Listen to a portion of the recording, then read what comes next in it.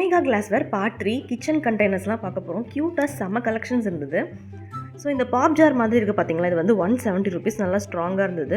Clip மாடல்லையும் pop jar இருந்துச்சு. இந்த மாதிரி ஏர்டைட் கண்டெய்னரோட கிளாஸில் உங்களுக்கு கண்டெய்னர்ஸ் வேணும்னா சரியான கலெக்ஷன்ஸ் இங்கே சூப்பராகவே இருந்துச்சு. இந்த மாதிரி உட்டனில் இந்த மாதிரி லிட் வச்சுருக்கிறதோடைய காஸ்ட் பார்த்தீங்கன்னா 175 ருபீஸ்.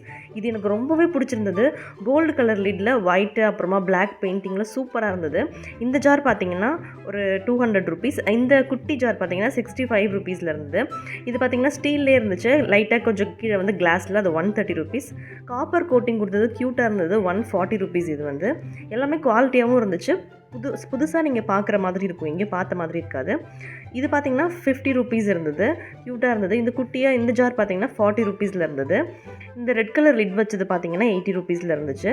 இந்த மாதிரி சில்வர் கலர் லிட் போட்டது வந்து 145 ருபீஸில் இருந்துச்சு. இது பார்த்தீங்கன்னா 475 ருபீஸ்.